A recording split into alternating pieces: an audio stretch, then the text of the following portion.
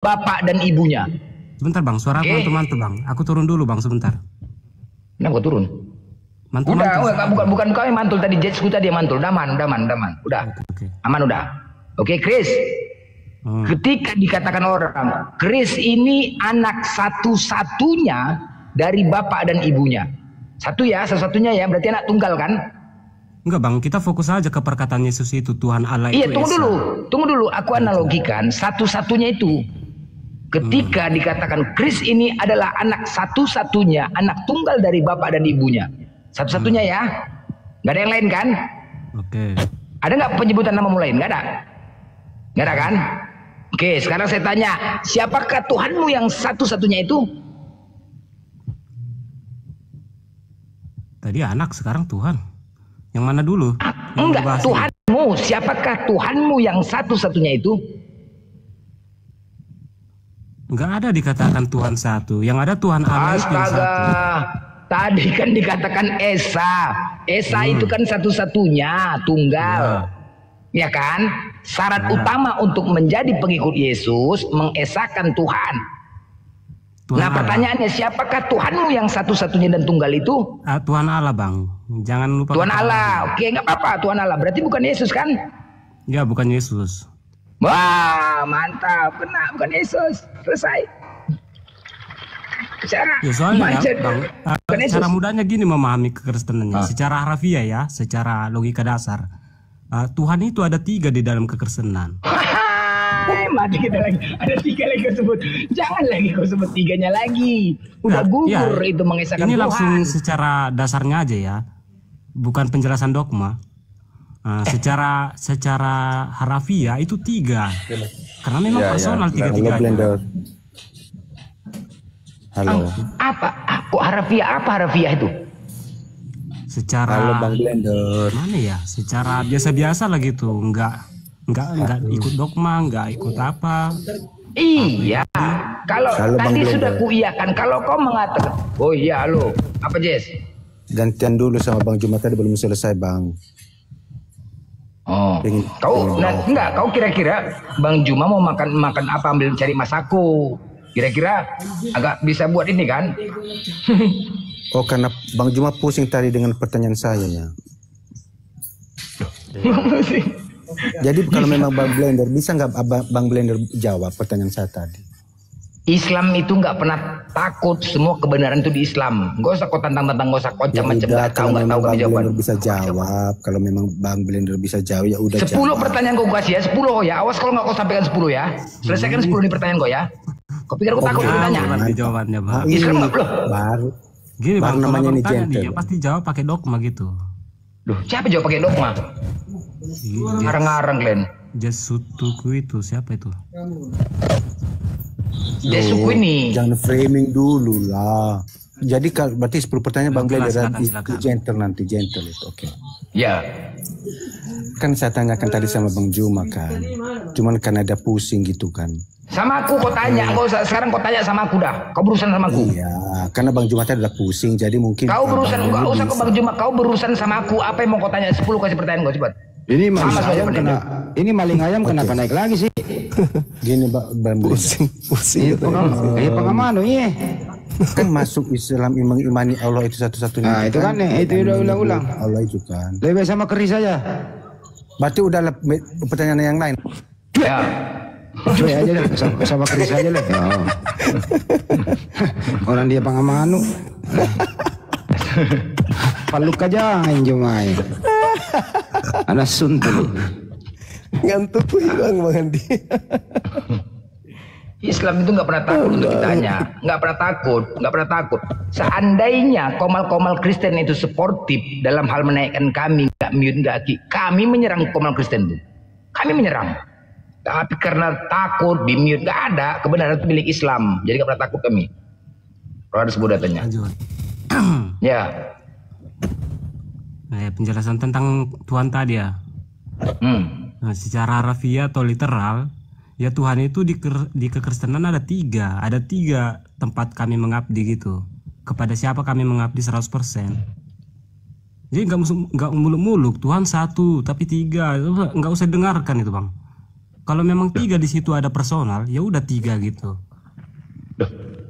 Tadi kan satu-satunya, kenapa kok katakan 3? Oh, itu Tuhan Allah. Jadi Tuhan itu Bang, gini Bang. Tuhan itu kan maksudnya di dalam Kristenan itu kepada siapa kita mengabdikan diri 100% sepenuhnya gitu, mutlak. Nah, ada Tuhan Allah, ada Tuhan Yesus, ada Tuhan Roh Kudus. Nah, itu ada 3. Itu Tuhan semua itu? Iya. 3 Tuhanmu? Ya, secara Astaga. 3 Bang. Tuhan itu 3 dalam kekristenan. 3 Tuhannya. Iya. Jadi di antara 3 ini siapa yang kau sembah? Itu backingannya itu. Hah? Siapa yang kau sembah? Backingan. Ya berhubung karena yang paling ya Sang Bapa yang paling utamanya. Di gereja itu kan contohnya aku HKBP. Ya di gereja itu nyembah Bapa gitu. Aduh, makanya berarti gugur ya. Hukum terutama itu ya, gugur ya. Sudah gugur. Gak ada yang gugur Bang. Gak ada yang gugur. Ya, Gak ada yang gugur. Ya, mengesahkan Tuhan, sedangkan Tuhan kan 3. Cumananya ini? Yesus mengatakan. Gak ada yang bertiga Bang. Gak ada yang bertiga. Tadi kata 3 jelasin Bang. Dengar Bang. Coba jelasin. Kan kata Yesus Bang, hukum yang terutama Tuhan Allah, Esa 1. Ya benar gitu. Memang Tuhan Biasa Allah jelasin. memang 1. Silakan jelasin. Kami pengen ngibul yang model baru. Silakan. Niat menjelaskan ininya juga kabur. Oke. Jadi nggak ada ya Tuhan bilang 3. Tuhan itu 1 Esa tapi Tritunggal dia. Ya.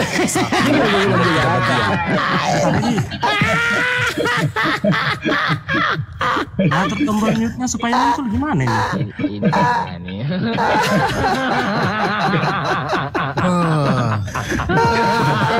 Ini parah nih. Gak ada 1 tapi Tritunggal. Aduh, Gini ya komunitas Muslim gini ya. Semua pun gini komunitasnya. Aduh. Bilang yang benar Bang. Bilang sebenarnya Tuhan kami itu 3, tapi kami anggap 1. Bilang gitu. Iya 1. 3 pribadi. Gimana? Anda ngerti pribadi nggak?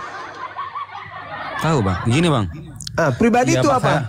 Oke, saya fokus ke Bang Suma ya. Kamu kan manusia, punya roh, punya tubuh, punya jiwa. Ya, kamu 3 dalam 1.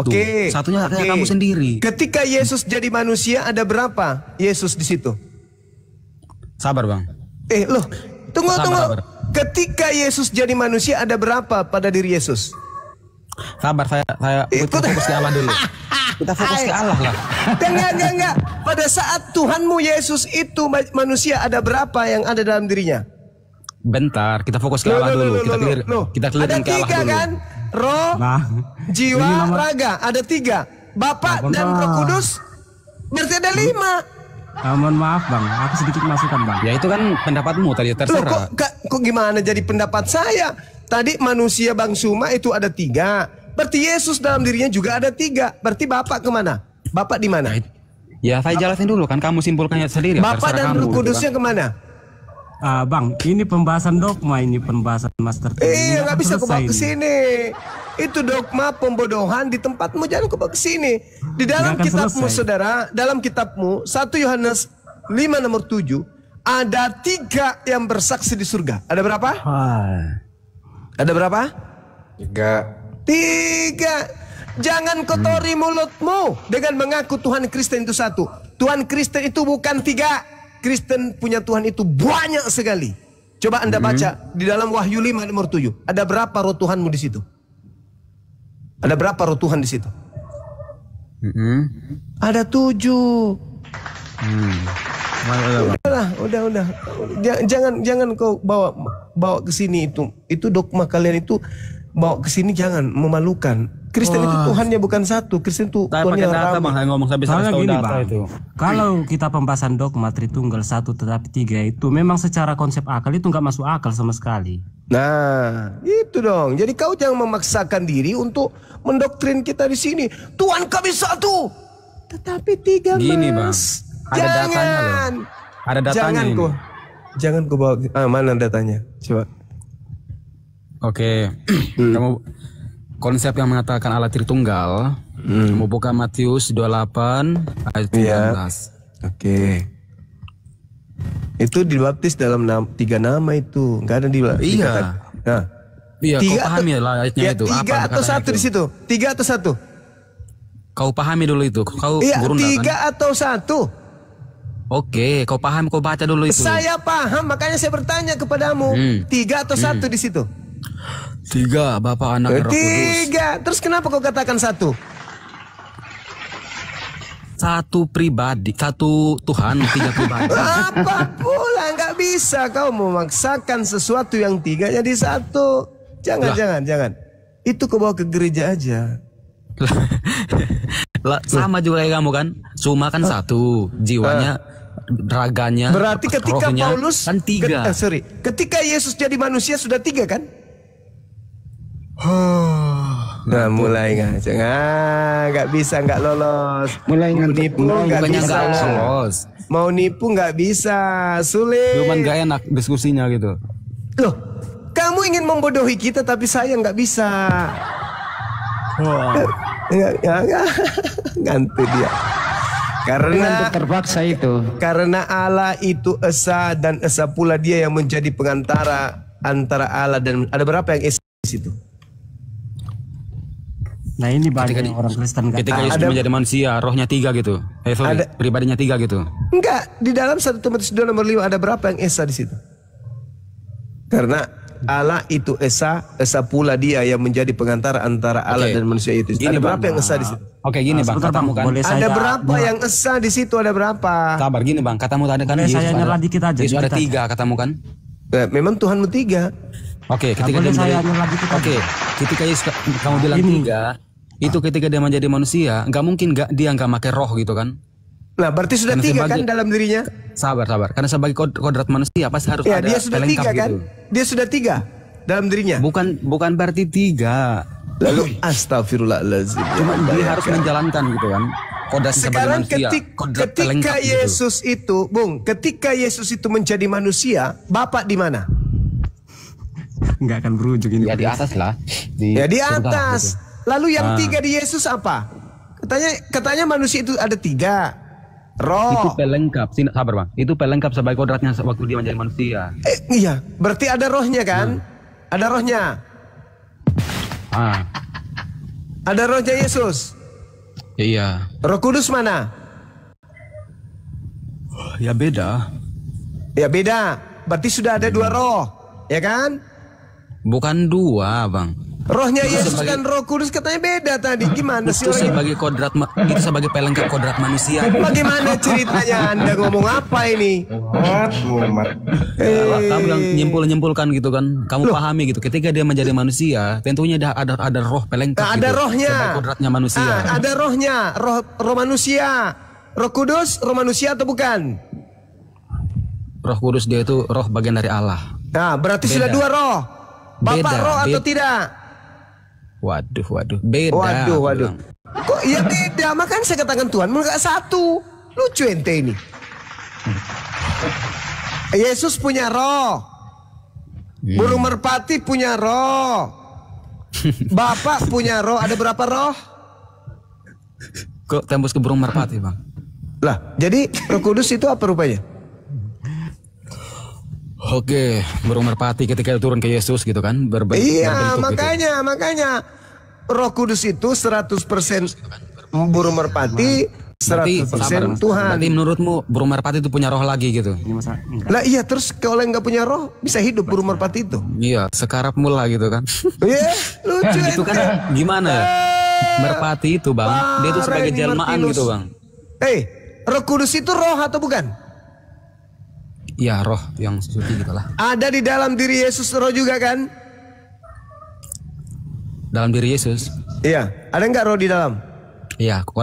Roh sebagai pelengkap. Sekarang ada berapa gitu. roh? Sekarang ada berapa roh? 2. Nggak 2, beda. Gimana ya? Konteks rohnya itu beda gitu. Iya. Ya justru karena beda itu makanya 2 kucluk.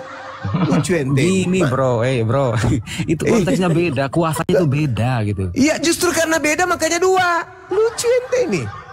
Ya kamu menyimpulkan aja lah gitu kan, terserah. Lu kau yang menyimpulkan, saya yang menguraikan. Rohnya Yesus beda dengan roh merpati, burung merpati beda. Berarti ada 2 roh. Nah, Bapak gimana?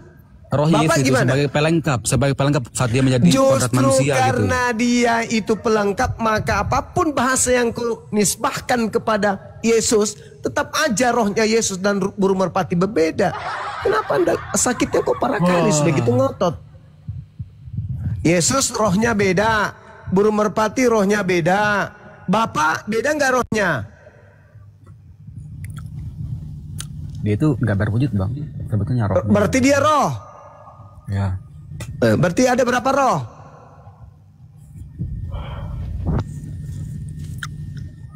Tetap satu sih. Makanya. Ya kalau gimana ya, kalau kamu nyimpulkan itu ya terserah gitu kan. Iya, justru saya yang mengatakan kalau kau menyimpulkan sesuatu yang tiga itu satu, ya terserahmu. Jadilah Kristen. Kekal di sana di neraka tuh. Udah jelas-jelas tiga dibilangnya satu. Inilah pembohong yang paling keras ini. Pembohong yang paling nyata. Tiga dibilang satu. Oke, menurutmu apa ya, rohnya kami tuh banyak gitu kan, roh penguasa kami banyak, oke boleh, terserah gitu kan. Oke. Sekarang gimana kalau kita bahas ke apa lagi? Lawan arah lagi. Makanya ada ketahuan rapor Yesus, pendeta bilang rapornya nilainya rendah, matematika nilai 4. Karena Yesus menghitung 5 tambah 2, 12 jawabannya. Coba bayangkan. Itu sama kayak kalian. Oke bang, tadi kan sudah bahas Yesus. Gimana sekarang kalau bahas Nabi Muhammad? Saya sendiri antara kalian semua. Apa yang kamu tahu tentang Nabi kami? Oke bang, saya mau nanya ya bang ya. Iya enggak, saya tanya dulu. Apa yang kamu tahu tentang Nabi kami? Ya dia kan suri tauladan umat muslim sepanjang masa. Iya betul. Terus? Oke. Sampai-sampai Kristen juga menjadikan beliau suri tauladan. Wih, enggak ada itu bang. Oke, kan saya buktikan. Orang ini nggak mau ngalah. Sabar bang. Saya buktikan kalau Kristen itu ikuti ajaran Nabi Muhammad. Saya buktikan. Sekarang dari mana kau dapatkan penyebutan Alkitab? Dari Paulus atau dari Nabi Muhammad? Jangan offendik dong, biar disuruhnya. Saya kan mengatakan saking mulianya sampai orang Kristen pun ikut-ikutan meneladani beliau. Pertanyaan saya untuk buktikan itu. Dari mana kamu mendapatkan kata Alkitab? Dari mulutnya Paulus atau dari mulutnya Nabi Muhammad? Sabar bang, kan saya tadi yang mau nanya bang. Sebentar, mau kita lanjut lagi. Saya kan mau nanya tadi, sabar. Saya kan tadi mau bahas Nabi Muhammad bang. Macet. Nggak macet bang, berani nggak saya bahas Nabi Muhammad sekarang? Sekarang saya tanya samamu, dari mana Kristen mendapatkan kata Alkitab? Dari Nabi Muhammad atau dari Paulus? Enggak, sekarang kan yang tadi. Gini bang, oke bang, saya jawab. Oke saya jawab. Masalah generasi. Oke bang, saya jawab ya. Ya silakan. Masalah, kalau bahas Alkitab dalam segi Islam ya, itu segi Islam kan di abad ke-7 gitu. Dari mana kamu ambil kata Alkitab? Dari lisannya nabiku atau dari lisannya nabimu Paulus? Seharusnya malah kami yang kalian yang nyolong gitu kan. Soalnya kan agama bungsu makanya gitu. saya tanya, makanya saya tanya Kalian abad ke-7 dari bang. mana? Bang, dari nyadar mana? bang, sadar bang. Sadar bang. Dari mana kau ambil kata Alkitab Lul? Dari mana? Gini bang, tadi si Anu Timur ini kan mau nanya sampean. Kenapa kau jawab dulu itu pertanyaan. Kau jawab dulu. Sebelum kau membahas nabiku, kau harus tahu dulu kapasitasmu itu apa membahas beliau. Ya, mau ditanya kok ditanya balik gimana? Lah ya jelas dong. Jelas dong. Kan saya mengatakan saking hebatnya nabiku sampai orang kafir laknatullah kayak kalian saja itu mengambil ajaran beliau sebagai tameng untuk menutupi kekafiran kalian. Paham sampai sini? Abang kan mau ditanya sama Martin Luther itu, kenapa abang harus menembali? Saya harus menguji keilmuannya sebelum masuk membahas tentang Islam. Kok nggak bisa mengulang? Kok kamu yang mengambil standar? Saya buktikan Pertanyaan saya sederhana. Dari mana ente mengambil kata Alkitab? Dari Nabi Muhammad atau dari Nabi Paulus? Jawab. Jawab dulu. Uji coba dulu nih. Jangan matikan mic dong. Uji coba dulu kapasitas ente mampu ndak, pantas ndak membahas nabiku?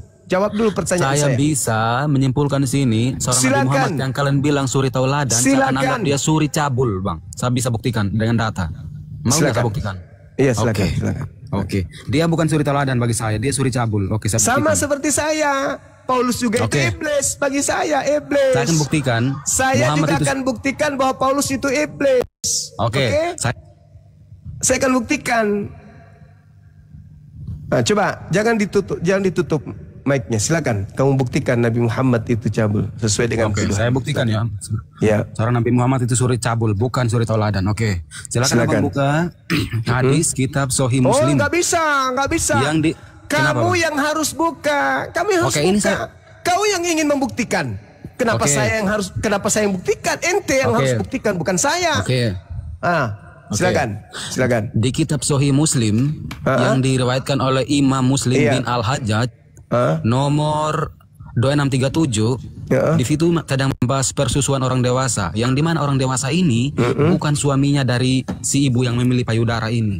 Nah, coba kau tunjukkan dalilnya. Oke, saya baca ya. Iya, silakan. Sesungguhnya Salim telah tumbuh dewasa dan berpikir layaknya orang yang sudah dewasa. Akan tetapi dia masih bebas masuk menemui kami. Sesungguhnya saya khawatir dalam diri Abu Hudzaifah ada sesuatu. Maka Rasulullah SAW bersabda kepadanya, susuilah dia. Sehingga dia akan menjadi mahram. Oke, Bang. Coba kau tunjukkan. Sabar dulu. Coba kau tunjukkan kepada saya kata susui di situ dalam original teksnya apa? Silakan, saya tunggu. Sabar, Bang. Iya, silakan kau tunjukkan original teksnya kata susuilah dia di situ mana? Silakan. Saya tunggu. Kamu cari apa itu, buka hadisnya situ. Kenapa justru saya? Kitab Sahih Muslim yang direwayatkan oleh Imam Muslim. Kan ente yang mau membuktikan, bukan saya. Anda yang buktikan kepada saya. Tunjukkan kepada saya bahwa ada kata susui lah di situ. Oh, berarti kamu nggak pernah baca hadis itu ya? Saya mau membuktikan darimu. Silakan tunjukkan ke saya. Kamu jawab dulu, susui tunjukkan kepada saya original teksnya. Silakan. Kok alasan doang ini? Alasan doang nggak bisa jawab. Saya mau bukti. Kan kau mengatakan fitnahanmu tadi. Kau ingin mengatakan Nabi Muhammad kami itu adalah cabul. Kau harus memang buktikan. Cabul, dia suruh orang menyusui padahal bukan suaminya. Buktikan kepada saya. Kau jawab sudah itu udah jelas, saya nggak ngarang-ngarang. Kepada saya. Karena mana bukti? Kamu lihat. Buktikan sama saya dalilnya mana? Buktikan. Seluruh muslim sini silakan lihat yang saya bacakan tadi. Silakan kau buktikan kepada kami di sini. Silakan. Ada itu susuilah dia. Silakan kamu cari. Tidak ada kata susui, itu bahasamu. Itu bahasamu. Ada, silakan. Silakan kau tunjukkan. Original teksnya kau tunjukkan. Kamu tahu baca nggak? Kau tunjukkan original teksnya. Oke. Gini ya, gara-gara kalian fokus ke Arabnya doang, akhirnya terjemahan kalian nggak tahu. Silakan kau tunjukkan original teksnya. Silakan kau tunjukkan original teksnya. Nabi yang cabul, kalian suri tauladan. Dengar. Anak asuh, dengarkan anak anjing. Dengarkan sama saya. Anak asuh, dengarkan saya anak asuh. Sumber kami itu bahasa Arab. Jadi ketika Anda ingin membahas agama Islam, Anda katakan valid, tunjukkan original teks kitab kami. Anak lonte, anak biadab, anak haram. Mana? Tunjukkan. Di situ kalau Anda tahu Nabi Muhammad kemudian mengajarkan kepada orang tersebut, bukan berarti disuruh kemudian menyentuh bibirnya laki-laki ini kepada putingnya wanita tersebut, enggak. Tetapi menyimpan di wadah, lalu kemudian meminumkan kepada laki-laki tersebut. Sama seperti engkau. Apa yang membuat engkau besar?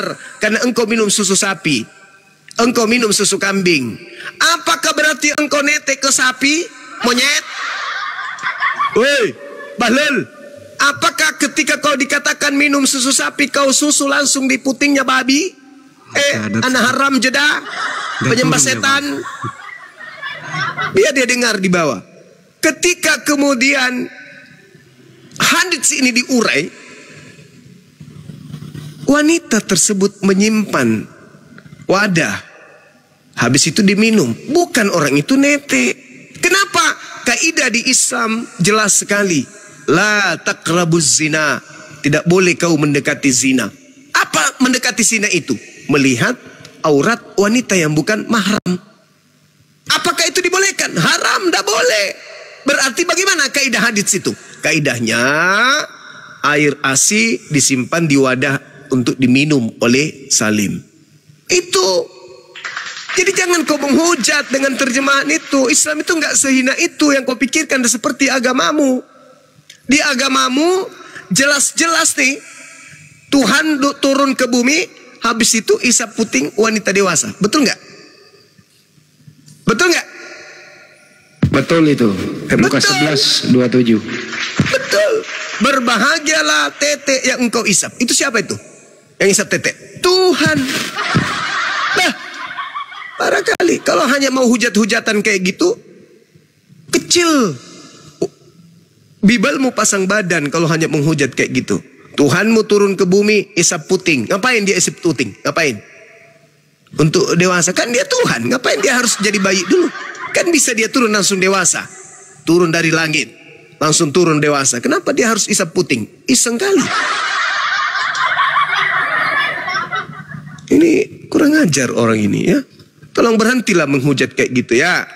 Kamu tidak akan pernah bisa meloloskan agamamu masuk ke Indonesia kalau kamu tidak menggunakan istilah-istilah yang diajarkan oleh Nabi Muhammad. Tanya samamu. Alkitab dari Nabi Muhammad. Injil dari Nabi Muhammad. Roh Kudus dari Nabi Muhammad. Imam dari Nabi Muhammad. Iman dari Nabi Muhammad. Malaikat dari Nabi Muhammad. Maut dari Nabi Muhammad. Nabi dari Nabi Muhammad. Rasul dari Nabi Muhammad. Kitab dari Nabi Muhammad. Apalagi? Allah, salib. Allah, salib, Rasul, mujizat. Semua dari Nabi Muhammad. Kalau tidak ada Nabi Muhammad, kau akan menyebut Tuhanmu dengan sebutan apa? Dewa, Theos. Jadi jangan menghina saudara. Itu diskusi aja yang baik. Disuruh kau membawa kemudian original teksnya mana kata susuilah situ. Apa maksudnya kata susu itu? Artinya apa? Diperintahkan untuk memberikan minum, yaitu air ASI yang ada pada wanita dewasa tersebut. Tapi bukan dengan cara seperti film-film bokep yang pelakunya kalian, seagama dengan kalian, bukan.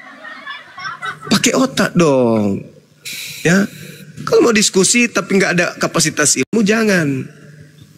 Memalukan kalian itu, memalukan Kristen yang lain. Saya, Bung, kalau saya berdiskusi dengan kalian, pendekatan apa yang saya pakai? Kalian semua jadi saksi kan? Islam Kristen, pendekatan yang saya pakai adalah original teks. Saya tidak berani mengambil sebuah kesimpulan, ngotot pada suatu kesimpulan hanya modal terjemah. Jangan sampai terjemahannya keliru. Atau jangan sampai pendalaman tafsirnya tidak sama dengan tafsirku. Jadi apa yang saya lakukan? Pendekatan exegomai. Itu yang saya lakukan. Saya masuk ke dalam ranah bahasa original teksnya. Tujuannya apa? Untuk mengajarkan kalian. Kalau kalian kebalik, kalian diminta tolong tunjukkan original teksnya. Apa yang kalian lakukan? Kalian kan cuma tahu terjemahan, kalian tidak mengerti original teksnya, makanya kalian disesatkan. Kan bahlul. Justru karena kami paham original teks, maka kami tidak sesat. Kebaliknya, kalian hanya disuapin terjemah, kalian buta tentang original teks, makanya kalian gampang disesatkan. Jangan kayak gitu saudara, jangan. Kebencianmu jangan kau lampiaskan di komal-komal seperti ini. Karena komal yang kayak gini itu komal yang mengedukasi. Ya, jangan kau pancing kemarahan umat Islam. Kami menjelaskan tentang Kristenan, kenapa? Karena kitab kalian adalah musuh kalian. Anda membahas hadits, Anda harus ngerti asbabul wurud. Anda harus ngerti kemudian tafsir, Anda harus mengerti kemudian sanad, isnad, perawi, dan seterusnya. Anda harus lulus di situ, baru mengambil kesimpulan tentang hadits. Nah, kalau Bible, apa yang saya harus kuasai? Apa yang Bang Suma harus kuasai untuk supaya paham Bible sama seperti kalian? Apa? Ilmu apa namanya? Hah? Exegesis. Apa itu? Tafsir kan? Dasar tafsirnya apa? Dasar tafsirnya apa?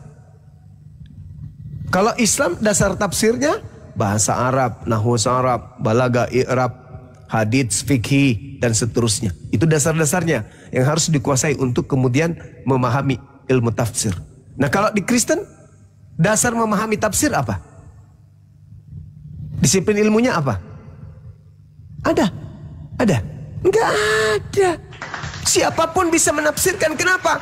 Karena tidak ada standarisasi disiplin ilmu yang harus dikuasai sebagai dasar pijakan untuk mengentaskan sebuah penafsiran terhadap dalih yang ada di dalam Bible. Ayo hadirkan seorang sarjana teologi di sini. Apa yang harus dikuasai seseorang untuk bisa mentafsirkan Bible? Ilmu apa namanya? Hah? Ilmu apa? Hah? Ilmu apa? Hah? Gak ada itu.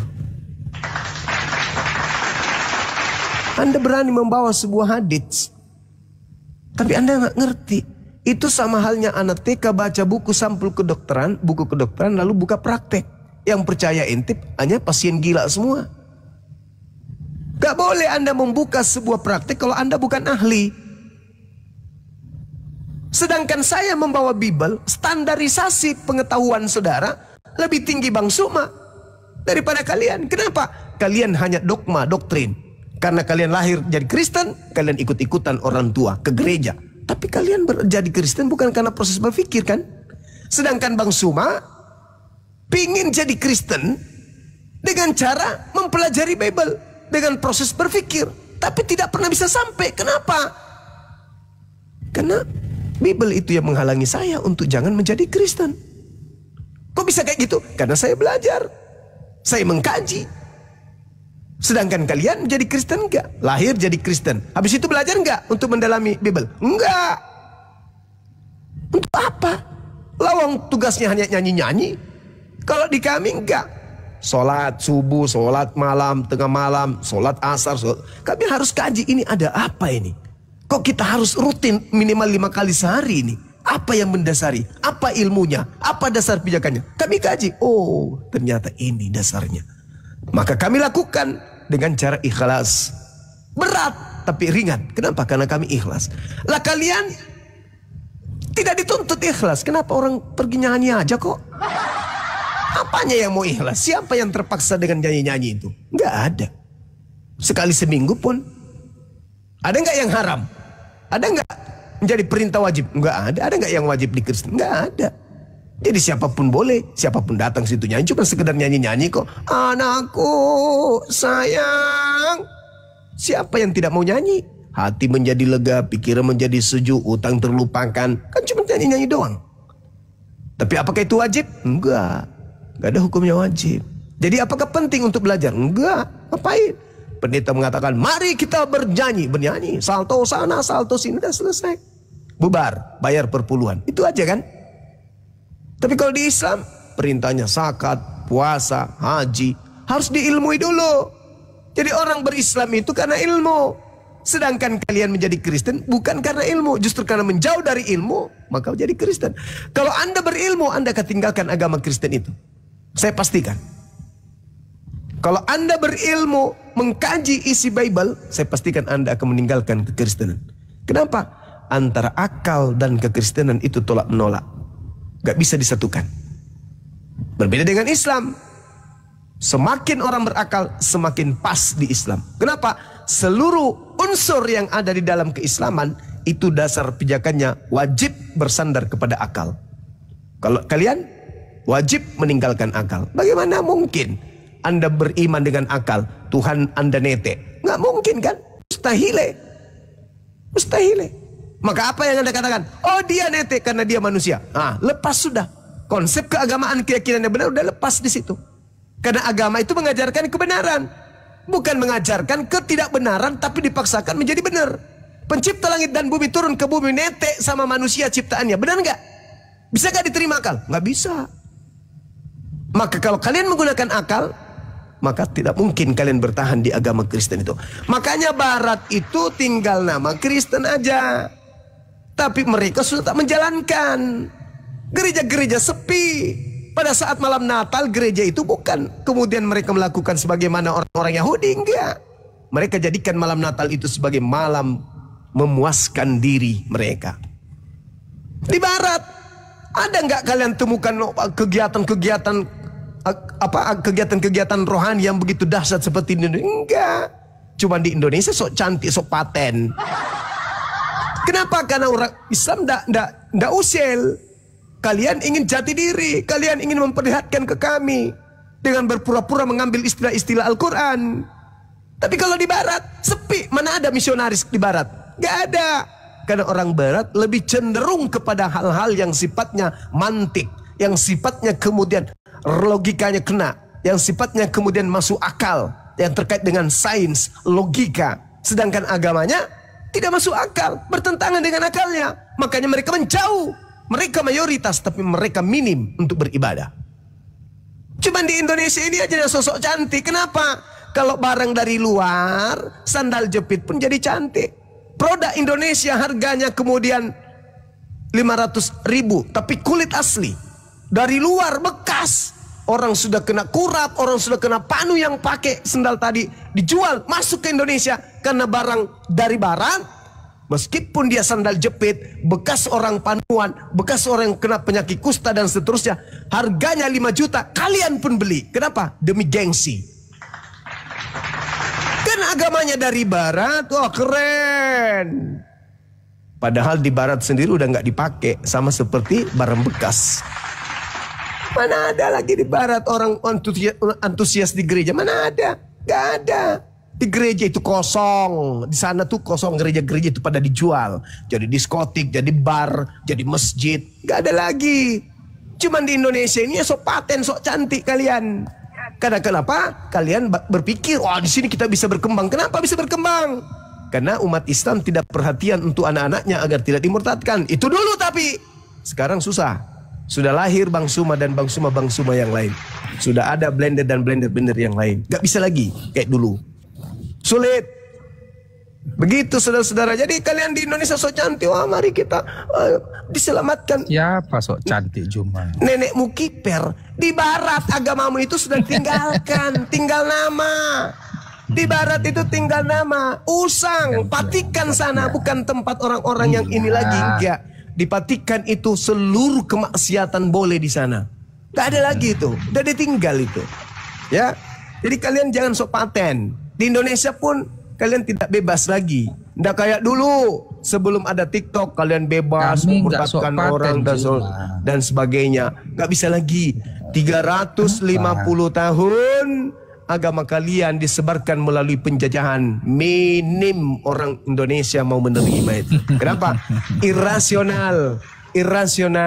Nggak masuk akal. Tidak masuk akal, tidak masuk dalam logika manusia.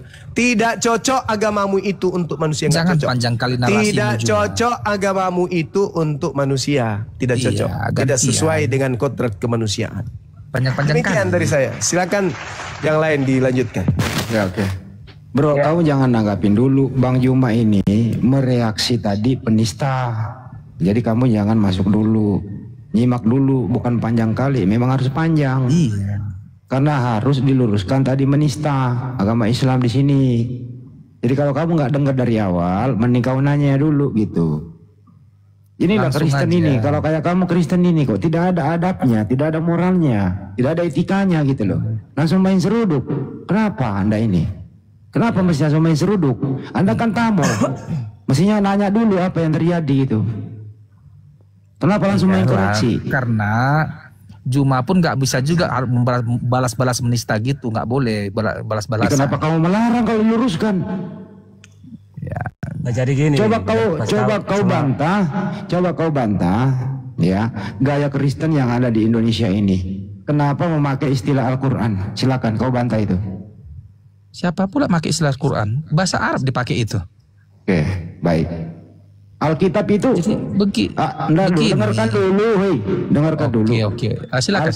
Alkitab itu mengambil dari mana? kata Alkitab? Nggak ada, diambil dari mana-mana itu. Emang kan kau ada pakai. Sorry, kami nggak tipe kami nyontek, boy. Dengerin dulu.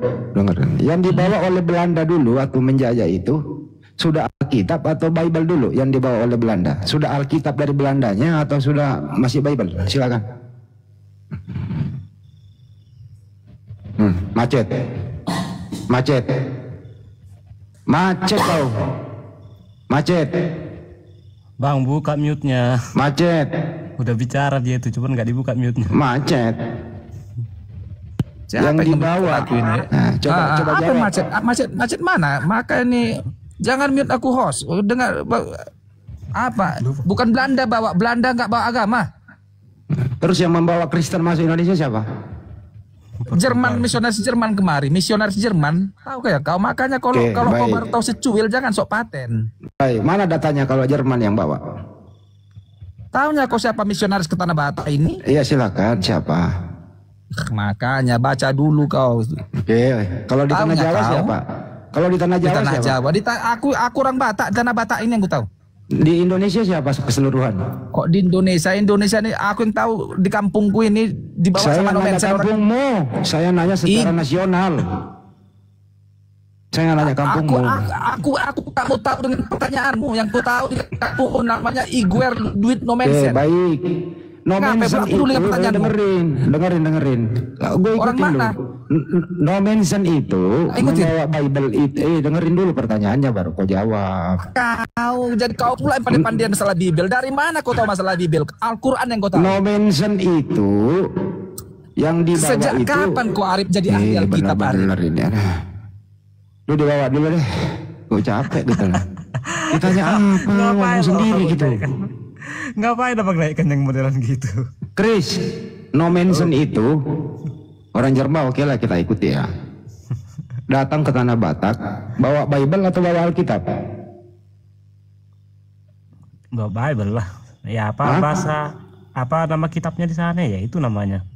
Bawa apa? Alkitab atau Bible? Ya kurang tahu sih. Kalau bahasa Inggrisnya Bible pastinya. Ya bawa Bible lah. Apa bahasa Jermannya Bible? Itulah itu. Biblos. Biblos. Bawa Biblos lah.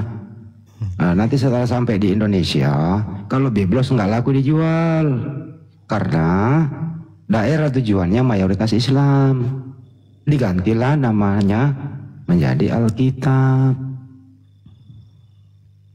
Begitu kira-kira. Alkitab itu beda makna dengan Bible. Biblos itu kumpulan buku-buku. Intinya Bible itu memang buku artinya. Ya memang harus nipu.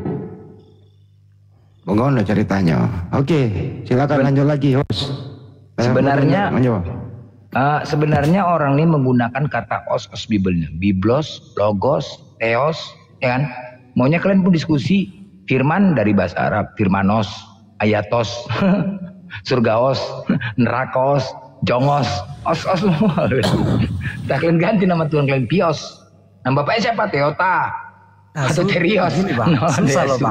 Susah bang. Kalau bahasa Yunani itu diserap ke dalam bahasa Indonesia itu enggak, udah ditambah-tambahkan osnya aja lah. Kalau enggak, itu kan firman kan dari bahasa Arab. Firman, ayat, itu kan dari bahasa Arab itu. Al-Quran. Iyalah, okay. Terus surga, neraka. Jadi kalau kalian mau diskusi, ya pada mulanya firmanos. Bukan gitu. Kurios, apostolos, theos, semua biblos, gitu. Jongos, nyerocos, semua. Itu aja yang kalian pakai. Surgaos. Karena memang kata-kata tersebut udah resmi ke dalam bahasa Indonesia, ya udah dipakai aja gitu ke dalam penulisan kita. Walaupun memang sebenarnya jangan surgaos, Uranos. Sebenarnya kan itu dari bahasa Arab.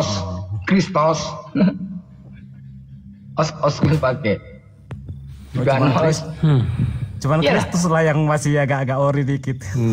Kalau itu kalian pakai kan enak kalian diskusi kan. Coba kalian cakap kayak gitu biar ketawa kami. Kalau harus menyerap dari dalam bahasa Arab kan harus nyalmasi kan? Iya. Os semuanya kalian pakai os. Berapa os? Ya, Jovan Manuel.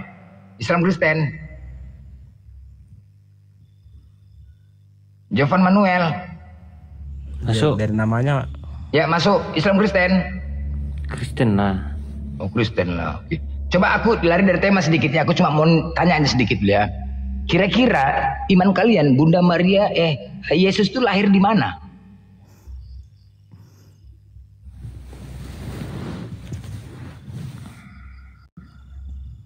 Evan. Masuk. Ya, Yesus itu lahir di mana? Lahir di mana? Ini daerahnya Kandang domba. Daerahnya atau bagaimana? Kandang domba. Enggak, maksudnya. Jadi ini tempatnya atau apanya? Iya tempatnya. Oh, yang dari maksudnya penjelasan dari Alkitab ya tetap Yerusalem lah. Enggak, tempatnya kandang domba. Yerusalem. Itu. Aduh, cuman ini masih tempatnya udah berserah ini. Iya. Maksudnya ini mengarah kemana? Maksudnya mengarah kemana? Iya tempatnya. Apakah benar dia Yesus lahir di kandang domba? Ya yang dari Alkitab itu ya begitu. Enggak. Ya, kandang domba. Nah itulah, kayak ginilah. Apakah Yesus lahir di kandang domba itu pertanyaannya? Enggak tahu mungkin Bang Jovan ini. Sebenarnya enggak ada lahir di dalam kandang domba. Cuman memang karena ada kata palungan itu tempat makan hewan.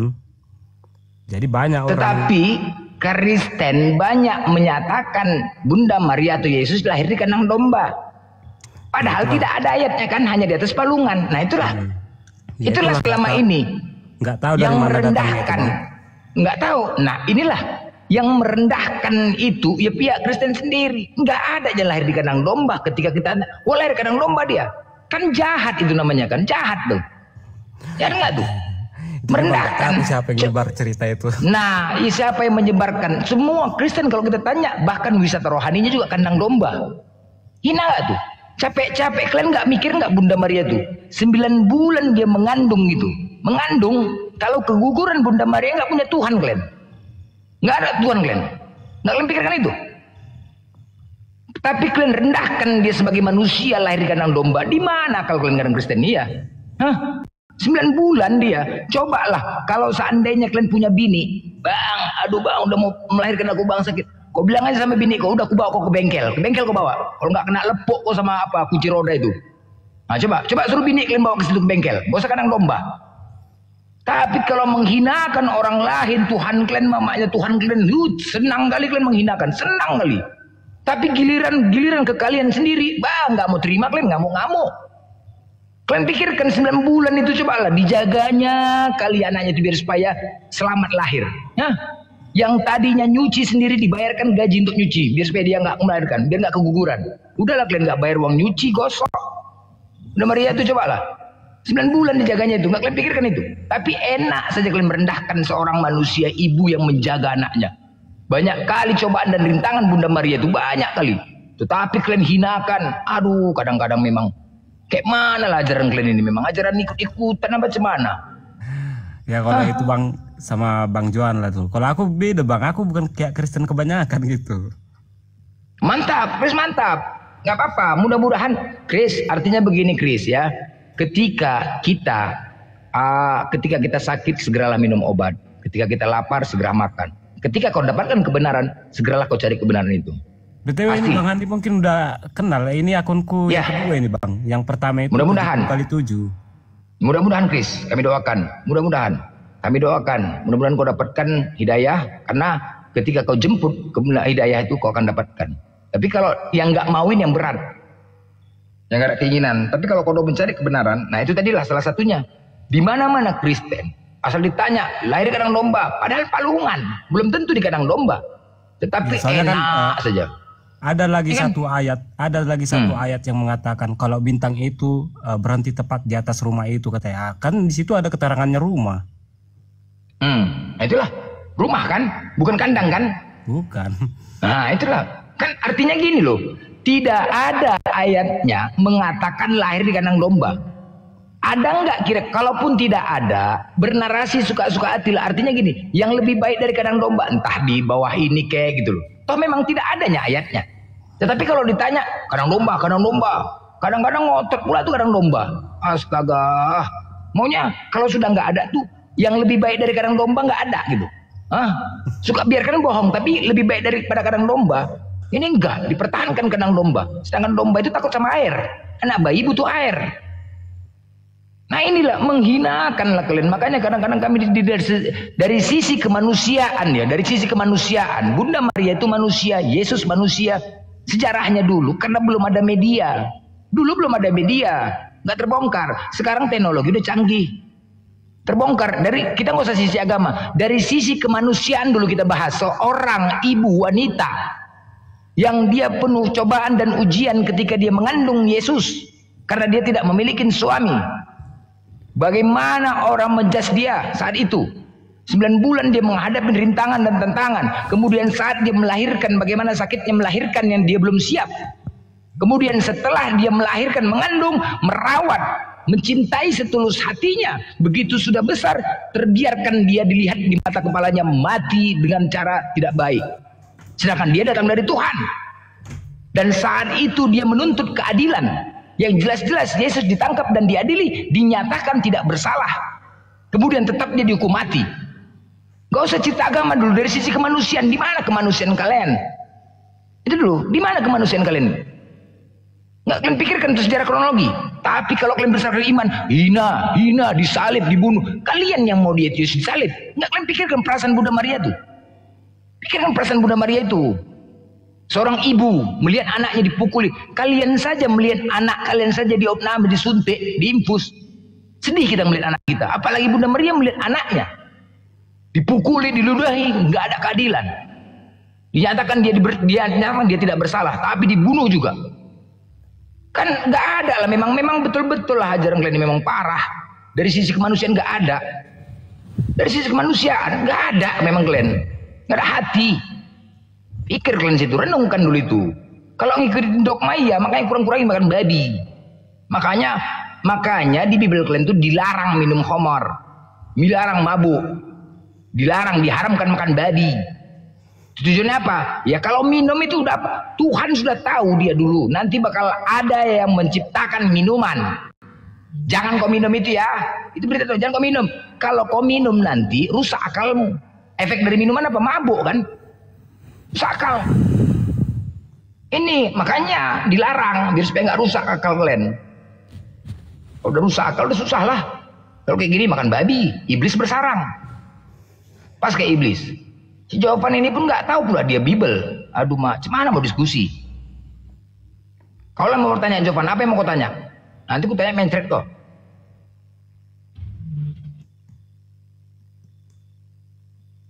Coba jawaban. Taunya kau tadi apa yang kau omongkan? Hah? Taunya kau? Apa yang kau omongkan tadi? Tentang kejadian Bunda Maria kronologinya itu? Taunya? Yang dia diadili dia sama Pilatus dinyatakan tidak bersalah. Kemudian tetap dia dibunuh.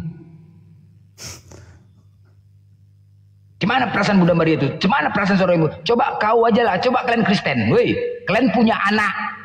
Udah, punya anak kalian melakukan kesalahan, ditangkap, diduga nih, masih diduga ya. Diduga, kemudian ditangkap, diadili, dinyatakan anakmu tidak bersalah, tetapi dihukum mati. Gimana perasaan kalian? Coba pikirkan itu dulu. Hah, kalian punya anak loh, punya keluarga. Ketika dia diduga bersalah, ditangkap, disidang, diadili, dinyatakan dia tidak bersalah, tetap juga dihukum mati. Bagaimana perasaan kalian? Begitulah kejadian itu, Yesus itu. Begitulah. Begitu kejadiannya, fakta kronologinya seperti itu. Di mana datanya dia datang untuk disalib? Mana? Mana datanya? Di mana datanya dia datang untuk dibunuh disalib? Mana? Mana datanya? Apa kesalahan dia ditangkap? Coba, apa kesalahan dia waktu ditangkap tuh? Kenapa dia ditangkap oleh Pilatus? Tentara Romawi. Apa salah dia? Nggak bisa kalian sebutkan. Macet di mana? Di mana datanya dia datang untuk dibunuh disalib? Tunjukkan. Ini abang mau diskusi atau gimana? Ya mana si jawaban ini pun udah mau pingsan dia. Mau pingsan si jawaban udah. Ya aku dari tadi nunggu Bang Jovan bicara. Kalau memang mau diskusi ya enggak, udah. Karena gini loh, ini gini loh, hati nurani gitu. Ini kan kita dari sisi kemanusiaan, saya punya ibu, saya punya istri perempuan, gitu. Terlalu menghinakan kali pihak Kristen ini. Kita punya perempuan, punya ibu gitu, tapi memperlakukan seperti itu gitu. Gak ini aja. Dari sisi kemanusiaan kita bicara. Tapi kalau karena memang doktrin, ya udahlah, ada cerita. Silakan Jovan.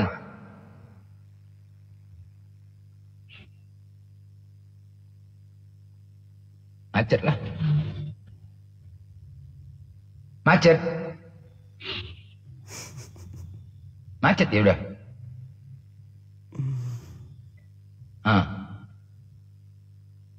Macet kan. Apa yang udah bilang? Udah bingung dia udah. Mudah-mudahan dia merenung. Mudah-mudahan dia merenung apa yang aku sampaikan. Mudah-mudahan. Mudah-mudahan dia dapatkan kebenaran. Kau rasakan sendiri.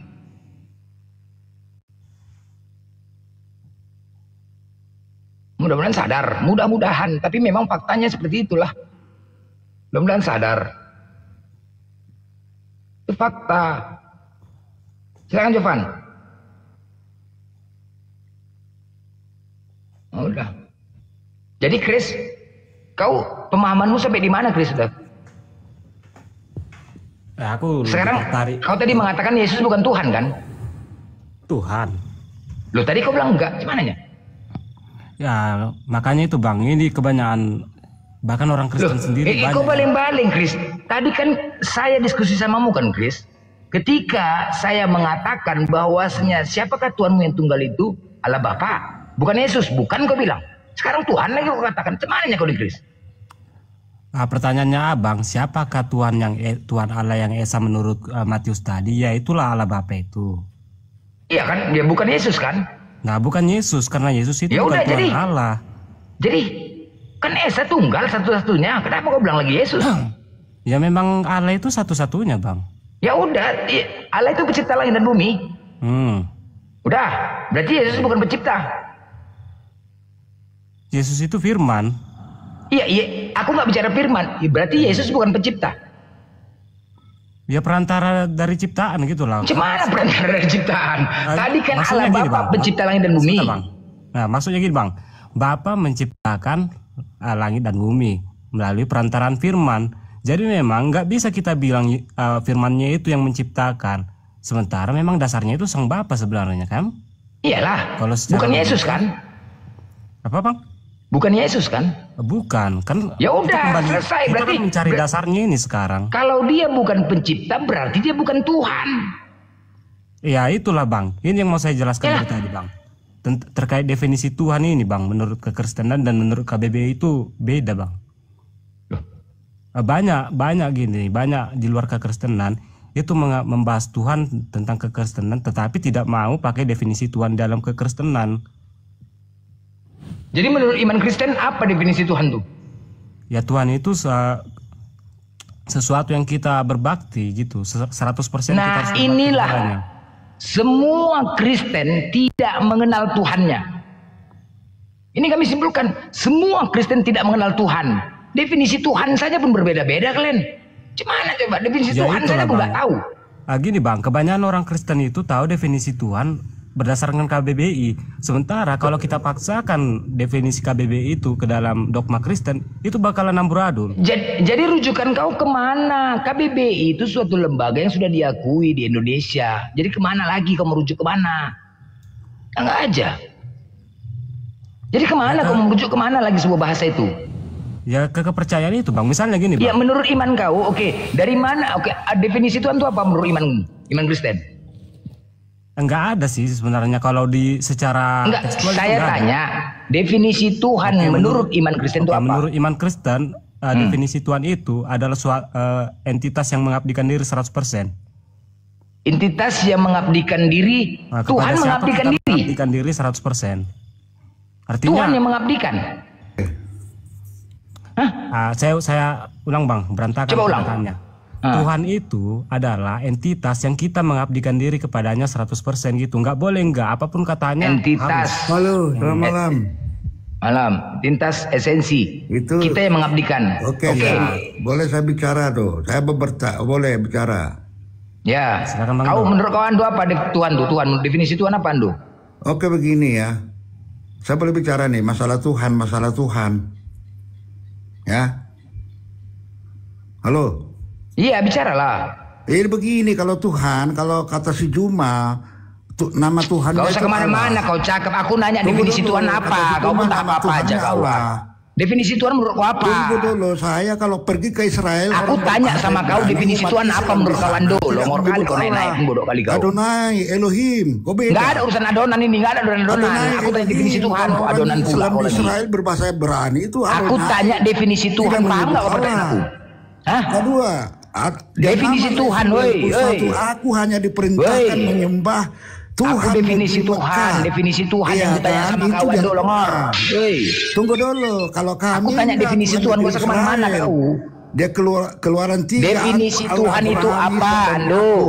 Ya, Allah, Abraham, Ishak dan Yakub. Aduh, definisi Tuhan mana, woi? Kalau definisi Tuhan kau sudah tanya lah.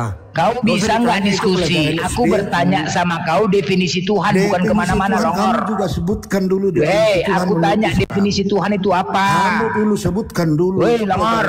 SD itu kalau tanya begitu. Pelajaran SD ya udah kau jawab. Kalau memang itu menjadi pelajaran SD, kau jawab dulu. Pertanyaan begitu. Ya kau jawab aja. Kita bahas. Kau jawab dulu lah. Tuhan itu Tuhan yang disembah itu Tuhan negeri.